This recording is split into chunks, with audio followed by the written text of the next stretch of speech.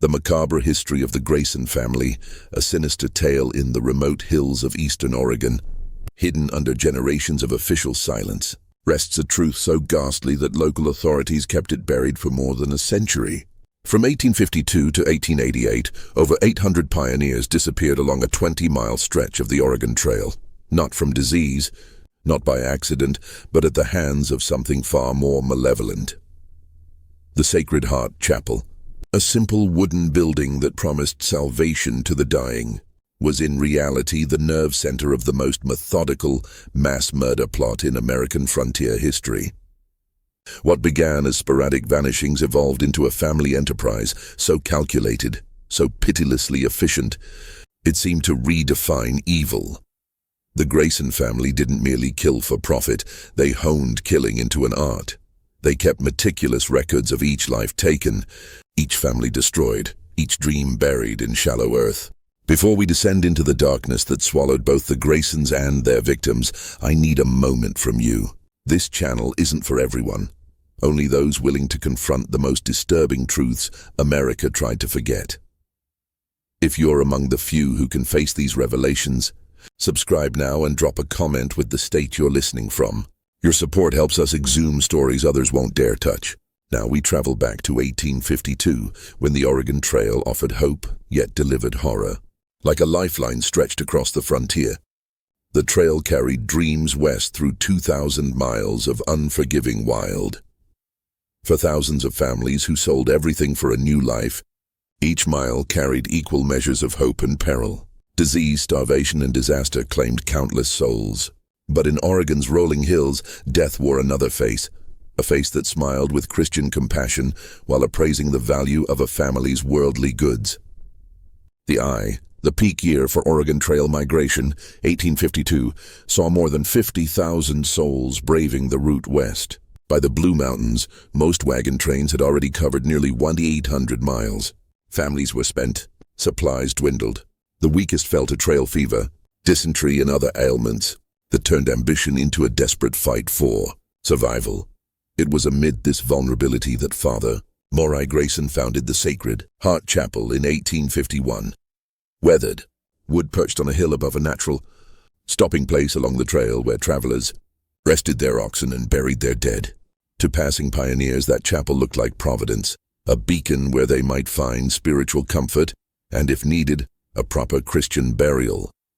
Father Maury, a tall, gaunt man in his 40s with penetrating gray eyes and a voice that commanded, arrived in Oregon territory claiming to be a traveling missionary.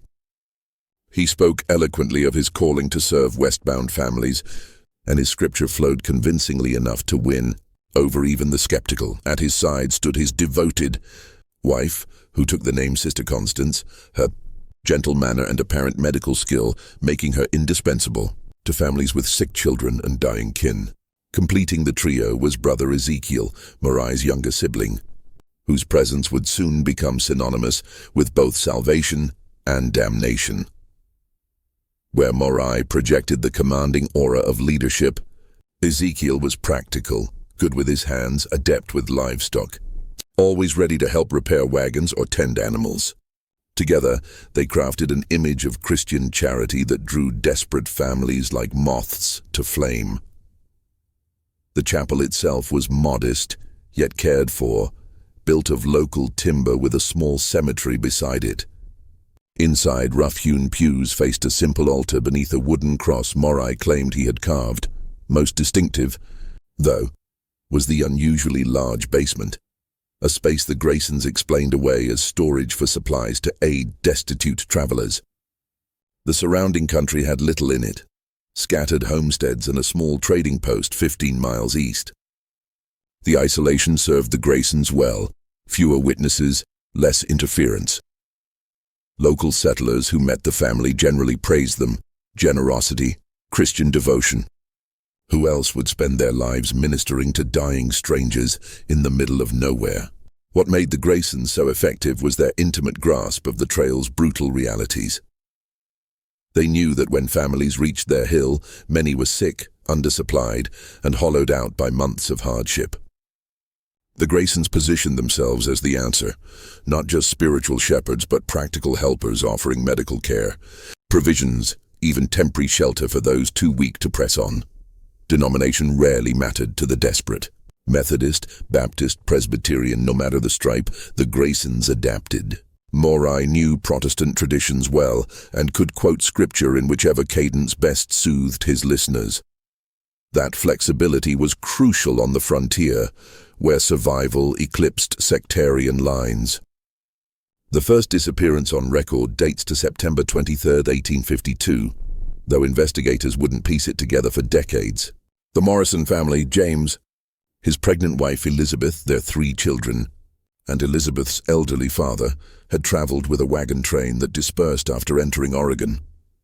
Like others, they chose to push on alone toward their destination, confident they could cover the last miles without a group.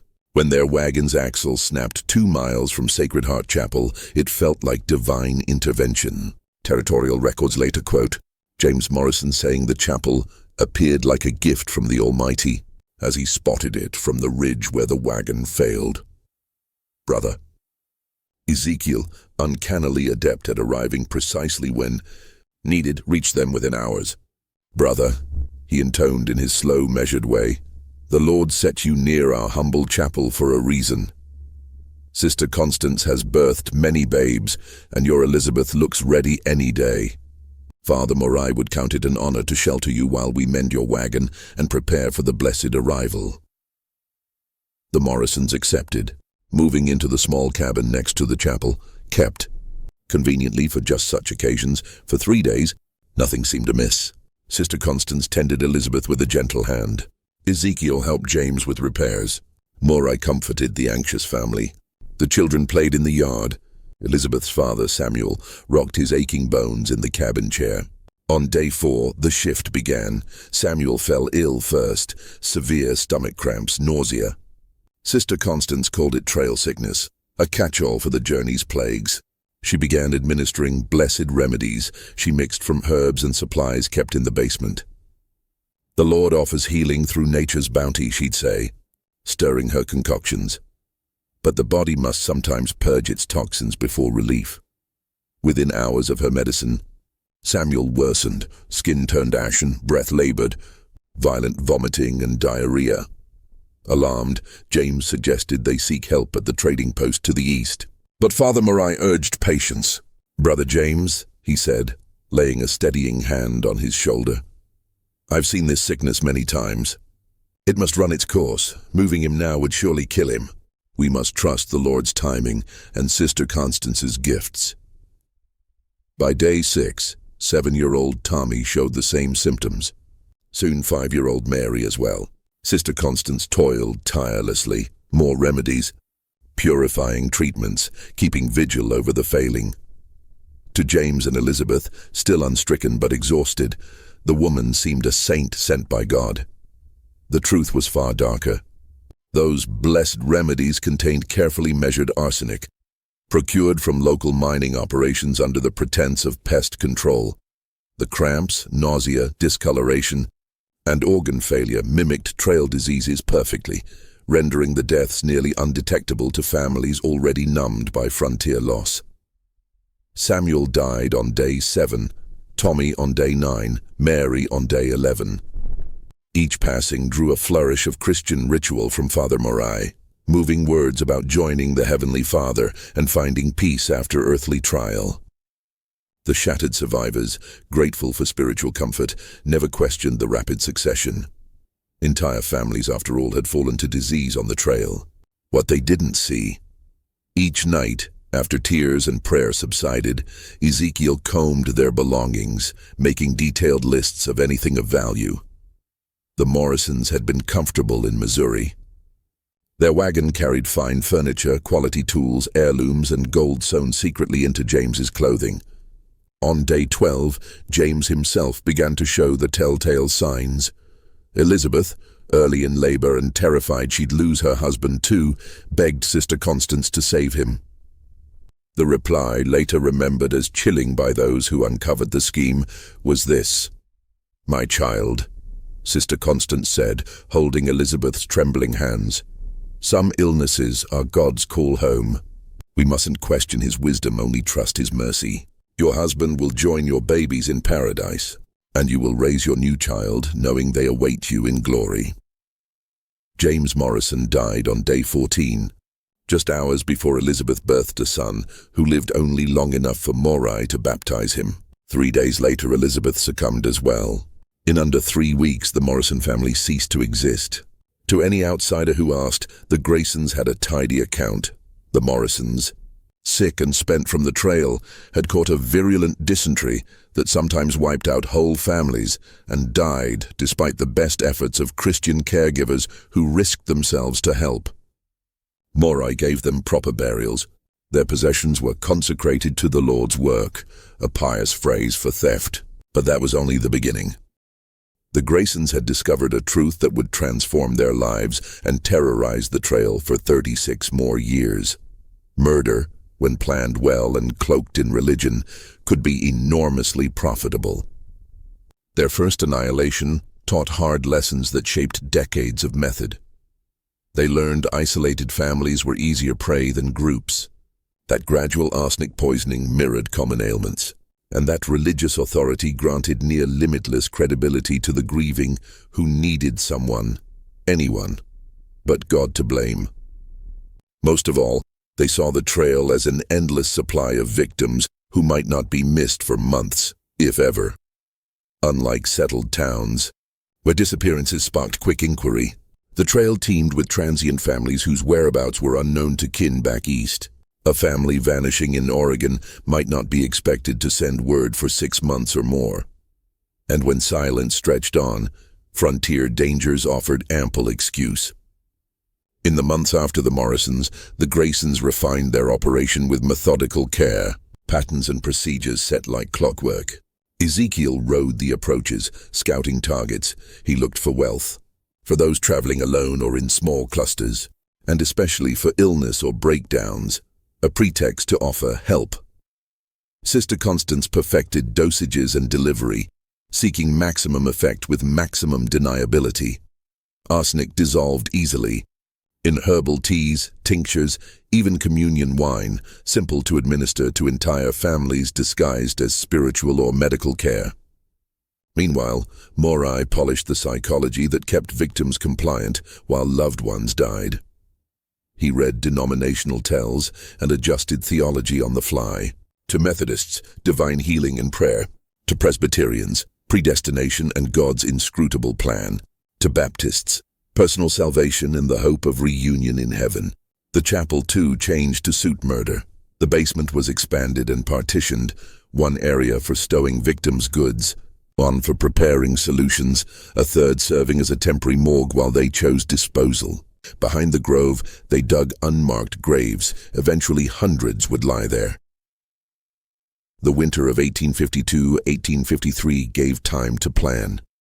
With the trail quiet, they sorted the Morrisons' effects, what to keep, sell, or hide.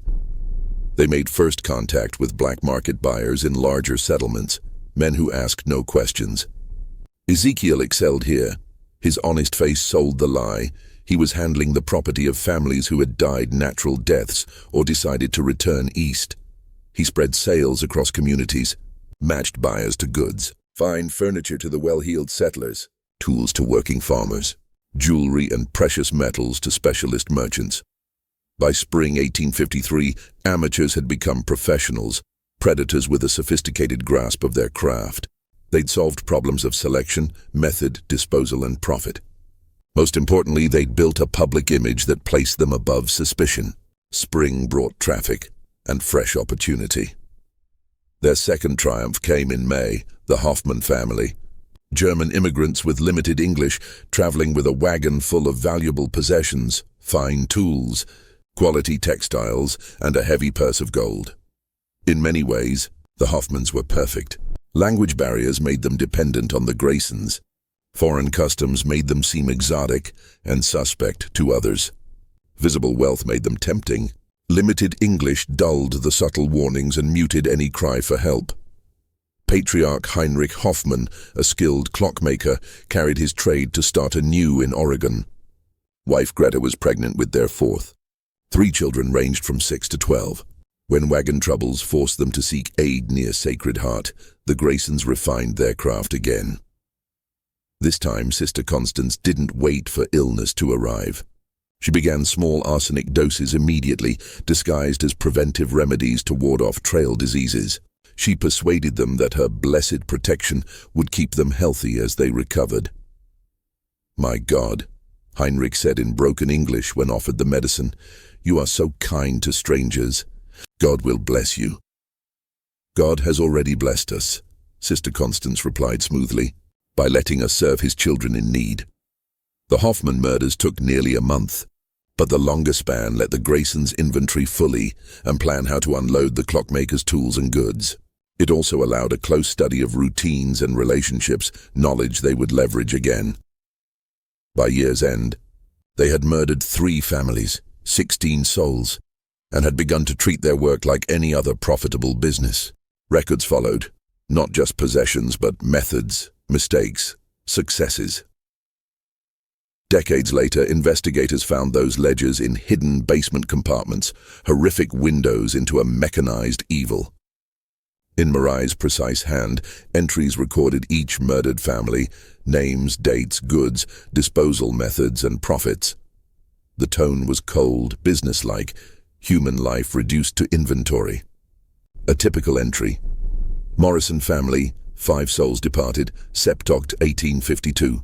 Possessions: 2 gold coins, furniture items, quality tools. Bodies interred, Grove Section C, estimated profit 400. Currency: method arsenic via medicinal teas.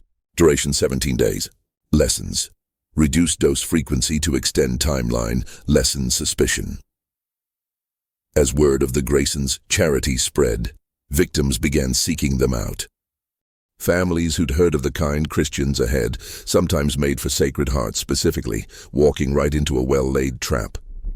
During their second year, their method evolved again. Success depended not only on killing cleanly but on systems, managing every part of the enterprise. Macabre, analytical, commanding, treated it like a business that happened to involve murder, not a string of random killings. Summer 1854 marked a turning point, the Weatherbys of Tennessee. Charles Weatherby, a former Confederate officer, chose Oregon over rebuilding a war-torn plantation. He traveled with wife Margaret, twin daughters Sarah and Susan, 15, and Margaret's brother David, a skilled blacksmith with his full kit. The Weatherbys were significant, not only for wealth. Charles had converted assets to gold and jewelry hidden in a special wagon compartment, but for intelligence and suspicion. Charles was trained to notice detail and assess risk. Margaret, educated and cautious, had read widely about trail dangers. When a wheel failed near the chapel, Charles resisted the Graysons' aid. He'd heard stories of travelers who accepted help and vanished. The isolated site and Ezekiel's conveniently timed appearance unsettled him. "I appreciate the charity," he told Marai, "but we can handle our own repairs. We'll be moving on." Marai, expert in reading men, shifted tactics. Rather than press, he withdrew gracefully, dropping mention that Sister Constance had seen signs of sickness nearby, cholera, dysentery, and suggesting they pause until certain they were unexposed. "Of course, Brother Charles," he said gently, "a wise man guards his own. But I'd be remiss not to say Sister Constance has treated several cases of trail fever these past weeks. Symptoms can lag. Travel while infected spreads it and weakens the body.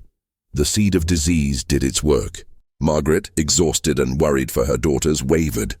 When young David developed a mild fever the next day, a sign Sister Constance claimed was early sickness, their resistance fell. "Perhaps," Margaret urged, "we should accept shelter until we're sure David isn't seriously ill." Charles agreed reluctantly, but stayed alert. His vigilance a challenge.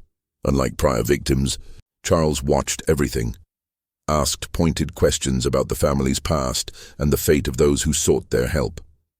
The Graysons adapted, offering stories of successful treatments, walking him through the cemetery to graves of travelers who arrived already dying and were given Christian burial, even producing forged testimonial letters from grateful families who recovered and moved on. Brother Charles, Morai said one evening on the porch. "I understand caution. A man who served learns it well. But think, if we meant harm, would we not have acted by now? Would we not choose easier prey than a trained soldier with weapons and watchful eyes?" The manipulation was subtle and effective. By acknowledging Charles's suspicion and skill, Morai made him feel respected.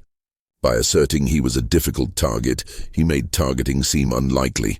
By appearing open and honest, he lowered defenses. The Weatherby murders took nearly 6 weeks, their longest timeline yet. Sister Constance began with minuscule doses in blessed water, said to prevent spread. Symptoms emerged slowly, appearing natural. David, the youngest and weakest, died first, confirming Sister Constance's warnings. Gratitude for her care deepened trust. Margaret followed, her symptoms blamed on nursing David. Charles, trained to analyze patterns, noticed disturbing threads. He and the twins remained well. The others declined. The Graysons were always present in the worst moments. His suspicions spiked when he caught Ezekiel inspecting his wagon by night. Confronted, Ezekiel claimed he was checking for security and animals. Plausible, but Charles's instincts screamed otherwise. "Margaret," he told his dying wife, "we need to leave. Something's wrong here." But Margaret was too weak to move. Travel would kill her. He was trapped. Leave and abandon his family, or stay and risk doom. The breaking point came when Charles found a hidden basement compartment. Personal goods clearly from other travelers. Items too intimate and valuable to be willingly left behind. A child's doll recently loved. A pocket watch engraved with an unfamiliar name, most damning. A letter addressed to Oregon City, dated recently, never sent. Written in a woman's hand, it thanked God for the kindness of the Christian family caring for her sick children. Charles realized he had stumbled on evidence of serial murder and that his own family was being poisoned by their saviors. Too late. Margaret died that night. By morning, Charles felt the familiar onset. The Graysons had been watching, sensing his suspicion, and accelerated the dosage. Morai slipped a massive measure into Charles's supper, ensuring the soldier would be too weak to act. As he lay dying, twin daughters at his side, he tried to warn them, but his words were dismissed as fevered rambling. The girls kept trusting the people killing them. The Weatherby case taught the Graysons much. Intelligent, wary victims demanded more sophisticated manipulation. Longer timelines, while risky, made deaths appear natural and profits richer. They needed better ways to detect and manage suspicion. Most of all, they learned that even trained, sharp minds could be deceived and destroyed if handled with patience and skill. The discovery in the basement forced upgrades to evidence disposal. They began burning personally identifying items, melting jewelry and metals to erase marks, and crafting more elaborate hiding places for goods to keep or fence. By the end of 1854, they had murdered 23 people in 7 families. Their enterprise was now a refined criminal machine, yielding substantial profit under deep cover. They no longer saw themselves as criminals, but as instruments of divine intent, prospering by God's reward for service. Then, 1855 brought their first major challenge. An intended victim survived with enough knowledge to expose them. It started routinely, the Patterson family from Ohio, and ended with the Graysons staring down discovery and making desperate choices. Thomas Patterson, a successful merchant, liquidated his business to chase Oregon's opportunities. He traveled with wife Emily, 4 children aged 8 to 16, and Emily's sister Catherine, unmarried, in her 30s, teacher and caregiver. The Pattersons were not only wealthy, they were respectable and well-connected, the sort whose disappearance would be noticed by associates in both Ohio and Oregon. Their wagon train dispersed near the Blues. They were traveling alone when Ezekiel found them about 5 miles from Sacred Heart. Their wagon had not broken. No one seemed ill, but Ezekiel had learned to make opportunity instead of waiting for it. "Good afternoon, brother," he called as he approached. "Fine team of oxen, quality stock. Interested in trading for fresh supplies? We keep a good store at the chapel just ahead." Thomas, shrewd by trade, weighed offers carefully. He was curious but wary. Ezekiel's manner felt a touch too friendly, too eager. "Appreciate it," Thomas said. but we're well supplied and moving on. Ezekiel had prepared for that. Of course, but may I mention something that could spare your family trouble? Sister Constance, our medical woman, has treated several cases of mountain fever lately. Nasty thing. Comes on slow by the time folks realize they're too weak to travel. The word disease did what it always did. Emily's maternal alarm sounded. Mountain fever? She asked. We've heard nothing of sickness here. Well, ma'am, Ezekiel said, brow furrowed. Folks don't like to talk about it. Bad for business. But Sister Constance has remedies that can prevent it if taken before symptoms show. Might be worth stopping by for an exam. Thomas stayed skeptical, but Emily's instincts wouldn't quiet. The thought of a hidden danger stalking her children was unbearable, the chance of prevention too valuable to ignore. Thomas, she urged, let's at least speak with her. If there's disease, we should take precautions. Reluctantly, he agreed, promising himself they'd get information and move on. He had no idea he'd just stepped into a nightmare and the near ruin of his family. The Graysons greeted the Pattersons with practiced warmth and subtle pressure. Morai impressed Thomas with business talk and apparent knowledge of Oregon markets. Constance charmed Emily with gentle care and love for children. Ezekiel entertained the kids with frontier stories and skillful demonstrations. Within hours, the family agreed to stay the night so Constance could examine everyone for mountain fever. Predictably, the exam found early symptoms in several, requiring immediate preventive treatment. Catherine, Emily's sister, took hers first. Devoted to the children, she urged the rest to do the same. But Catherine was the keen observer in the group, an analytical mind accustomed to noticing what others missed. On night 2, she saw Ezekiel making what looked like a careful inventory of their wagon. When she mentioned it, Constance waved it off as security. Brother Ezekiel checks all guests' possessions, she said. We've had theft before. We make sure nothing goes missing on our watch. Plausible, yet troubling. Catherine also noted how Marai's eyes lingered on Thomas's gold watch. How Constance always prepared medicines in private, never letting anyone watch. How those who took treatments most faithfully seemed to get sicker. On day 4, her suspicion peaked. She caught Constance adding a white powder to medicine for young Timothy. Asked about it, Constance called it blessed salt that enhanced healing. But Catherine, who'd grown up with a pharmacist father in Ohio, recognized that crystalline look as unlike ordinary salt. More telling, Constance grew nervous and defensive under questioning, unlike her usual serenity. That evening, Catherine made a choice that saved lives. She pretended to drink her dose, spitting it into a handkerchief instead. She convinced Timothy to play the same game. The result was stark. While Thomas, Emily, and the 3 older children weakened under treatment, Catherine and Timothy stayed well. She also observed that the sickest were those most compliant with the regimen. By day 6, 2 Patterson children were dead. Thomas was clearly dying. Emily, though weak, was lucid enough for a whispered talk. Catherine laid out the pattern. I think they're poisoning us, she said. I think they're killing our family. Emily's first reaction, disbelief, then anger. How could the kind Christians who nursed them be murderers? But the details aligned. The awful truth took shape. What do we do? Emily asked. Thomas is dying. The children are dying, and we're too weak to travel. Catherine had the answer ready. We have to flee, even if it kills us. Staying will. And we must take Timothy. He's the only one not taking the medicine. Her escape plan was desperate, but the only chance. In the early morning hours, while the Graysons slept, she helped Emily and Timothy slip from the cabin. Thomas couldn't move. The older children were unconscious. Catherine made the agonizing choice to leave them rather than doom the only 2 she could still save. At the wagon, where she'd hidden gold and essentials, they heard footsteps from the chapel. Morai, alerted by some noise, approached. Quick, Catherine whispered, under the canvas. Don't make a sound. He found her standing by the wagon. His expression told the truth. Cold, calculating, not concerned for a sleepwalker. Sister Catherine, he said quietly, you should be resting. Mountain fever clouds judgment. I couldn't sleep, she replied, voice steady as she could make it. I'm worried for Thomas and the children." Morai studied her, measuring whether she'd learned too much.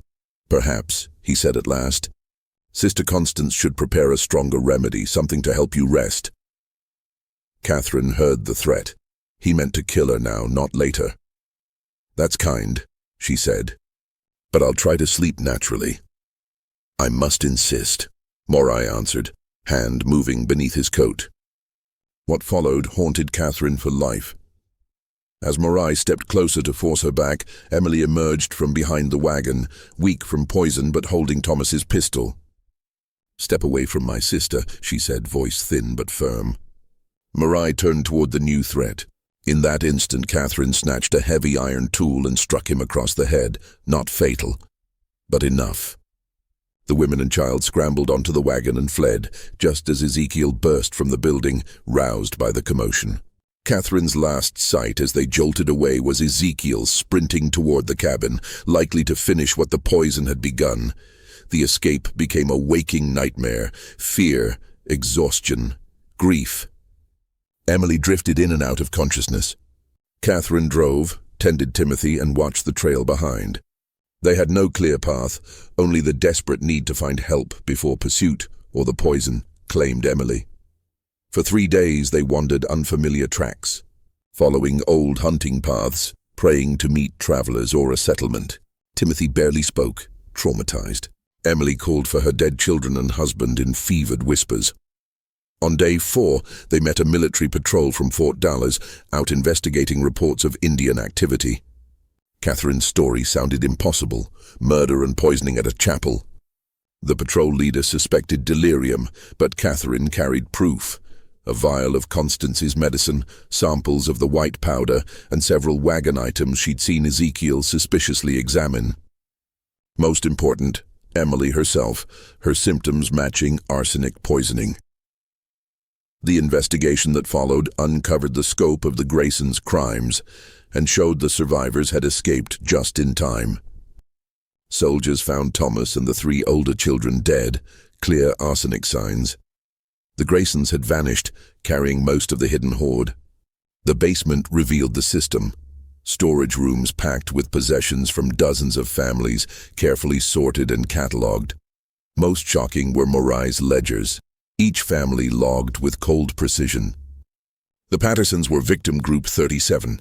In under 3 years, more than 150 people had been murdered. The records tracked profits, methods, lessons learned. Catherine's survival and testimony began the end, but authorities would need years to grasp the full scope and hunt down the perpetrators. Meanwhile, the realization that such evil wore the mask of Christian charity sent shockwaves through trail communities and changed how travelers viewed strangers offering aid. Psychological toll on the 3 survivors was permanent. Emily never fully recovered. Within a year, she died, her body too damaged by arsenic. Timothy grew to adulthood scarred by childhood terror, unable to trust religious authority, haunted by nightmares of the chapel and his family's deaths.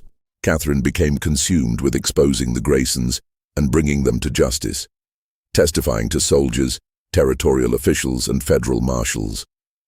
Her detailed recollections of method and records proved crucial to understanding the enterprise. But the Graysons did not sit idle after fleeing Sacred Heart. With years of practice, covering tracks, and a fortune amassed from the dead, they had prepared for discovery, contingencies to continue operations elsewhere. The manhunt began in fall 1855, but the fugitives held advantages: knowledge of remote terrain, ample resources, and most importantly, the ability to assume new identities and settle where no one knew their past. U.S. Marshal William Hriss led the case, facing challenges beyond anything he'd seen. These weren't spur-of-the-moment killers fleeing a single crime. They were organized predators who thrived by exploiting faith and vulnerability. Their religious veneer had been so convincing that many who met them refused to believe they were capable of such evil. "These aren't desperate men who killed in passion," Hriss wrote. "They are calculating predators who turned murder into business. They know how to twist faith and charity, and they can reinvent themselves at will." The breakthrough came in spring 1857 when California authorities flagged suspicious activity at a remote mission near the Oregon-California line. The mission of Divine Mercy appeared suddenly at a spot that intercepted multiple wagon routes. Travelers who stopped there began vanishing. The mission was run by Father Benedict Morrison, with Sister Mary and Brother Thomas, a religious family, ministering to travelers in need. Marshal Chris recognized the pattern from Catherine's testimony and the Sacred Heart evidence. The location was strategic. The buildings larger, with expanded basements and multiple outbuildings suited to murder and theft. Reports of missing families matched the Graysons' preferred profile. Wealthy groups traveling alone or in small numbers, seeking help, then simply gone with no trace of destination. Chris assembled federal agents and soldiers, determined not to repeat the chapel mistake. This time, no escape, no burned evidence. They surveilled the mission for weeks from the hills. What they saw confirmed their worst fears. The Morrisons were the Graysons, and they had not only resumed killing but refined it using past lessons. During surveillance, the Henderson family from Missouri arrived, prosperous farmers with 4 children bound for a new homestead. Their wagon brimmed with equipment, household goods, and evident cash. The Graysons' approach followed the script. Father Benedict greeted warmly, assessing wealth and weakness. Sister Mary targeted vulnerable family members with care. Brother Thomas evaluated possessions and transport. New wrinkles stood out. They had accomplices, local men posing as traders and scouts who served as lookouts and assistants. They'd developed better disposal methods for bodies and evidence. Most chilling, they were testing faster techniques, no longer solely slow arsenic. They experimented with quicker kills to eliminate families in days, not weeks. Chris faced a hard choice: intervene and risk another escape, or wait and risk another family's slaughter. The choice was forced when an agent saw Ezekiel deliver milk to the youngest Henderson, who became violently ill shortly after. "We move now," Chris ordered. "We won't let another family die while we gather proof." At dawn on June 15, 1857, nearly 2 years after Sacred Heart, the raid began. Agents and troops surrounded the compound as the family slept. No escape, no torching of evidence. What they uncovered exceeded their fears. Basements bristled with the possessions of at least 20 families. Far more than time at this site alone could account. For hidden compartments held records of murders in Oregon, California, and other territories where the family had operated before Oregon. A criminal enterprise spanning more than a decade, and multiple states took shape. Marai's journals revealed psychological evolution. Early entries showed twinges of guilt and self-justification, mercy to the suffering, God's reward for charity. Later pages shed that pretense entirely. Murders reduced to profits and efficiency, methods compared, victim types evaluated for yield. The tone read like a thriving business, lives as inventory, killing as procedure. Most disturbing were plans for expansion. Multiple locations run by different family members along various routes, and experiments in killing larger groups at once, motivated by the inefficiency of one family at a time. Because the Hendersons were intercepted early, they survived, and their testimony gave first-hand detail of manipulation and treatment. "They seemed like angels," James Henderson told investigators. "Sister Mary was so gentle, so knowledgeable. Father Benedict spoke scripture with authority. If you'd told me they were killers, I'd have called you crazy." The Graysons' manipulation, religious authority, apparent medical skill, genuine seeming charity, built a facade almost impossible to pierce until too late. Under questioning, Sister Constance showed no remorse, only anger that her treatments were interrupted. "Those people were dying anyway," she told Marshal Hendricks. "We gave comfort in their last days and ensured their possessions supported God's work, not wasted. We provided mercy they'd not otherwise receive." Ezekiel stayed silent, obedient, unreflective. Morai, confronted with evidence, shed the preacher's charm, revealing a cold, calculating killer. He showed no emotion at survivor testimony or the suffering of victims. "You don't understand what we accomplished," he told investigators.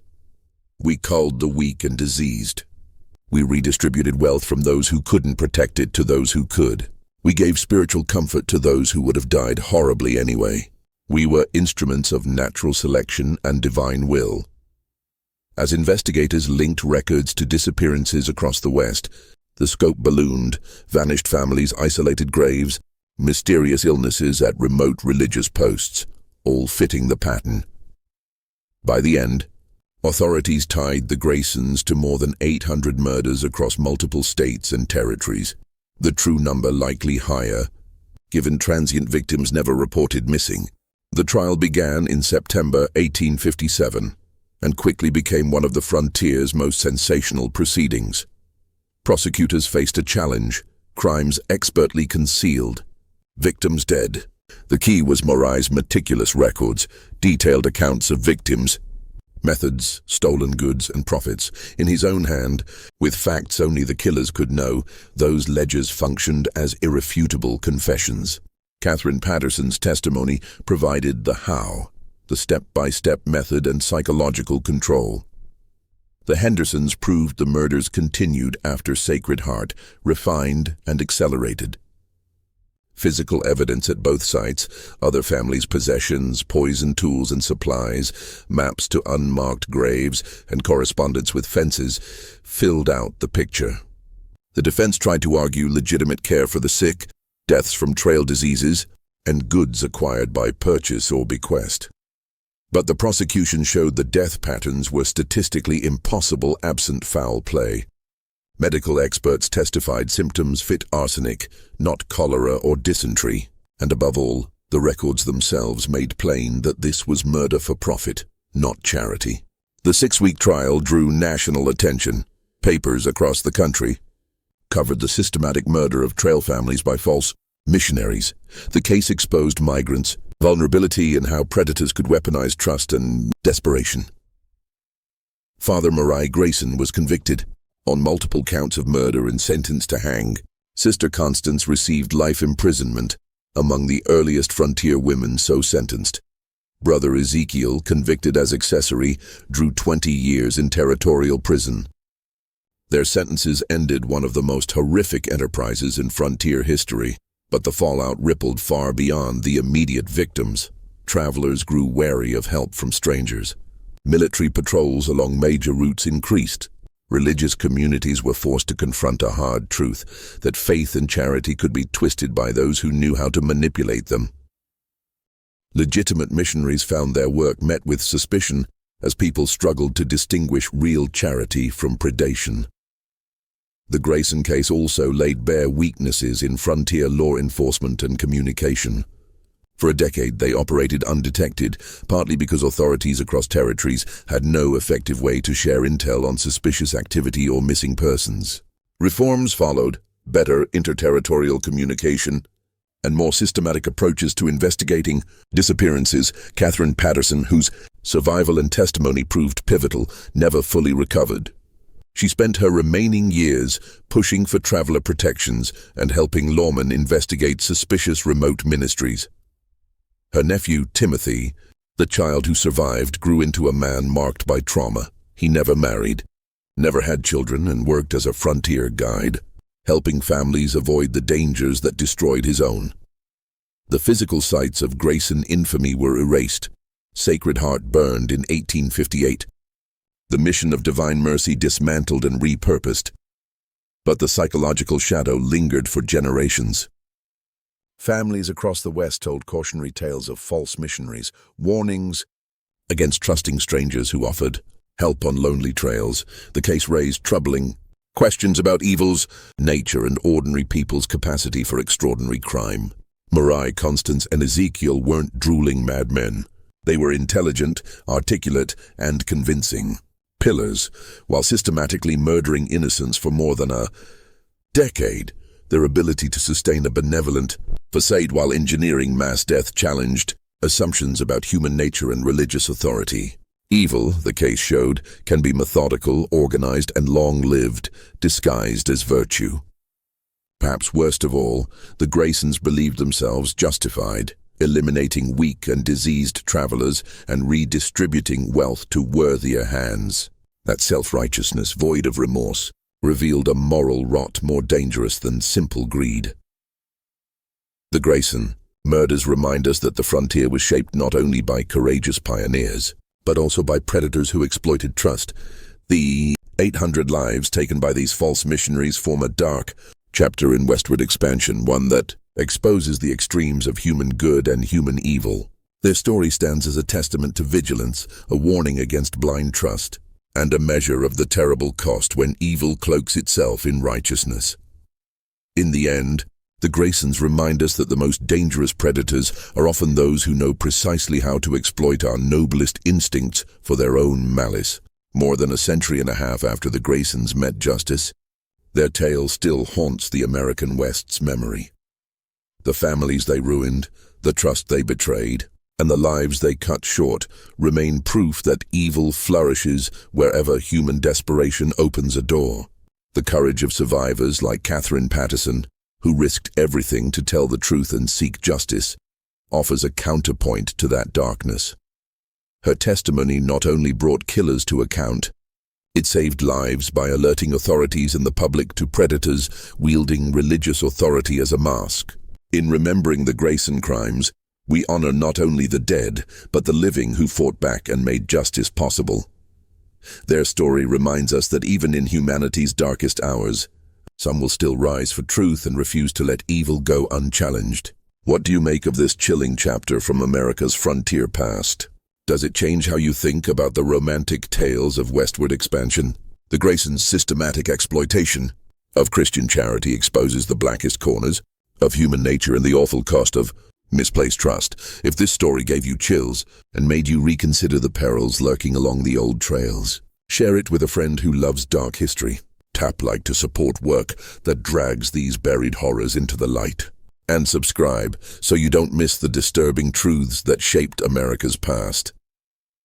And next time you hear about brave pioneers who conquered the West, remember they also had to survive predators like the Graysons, people who turned murder into a family business and hid their evil behind a mask of devotion.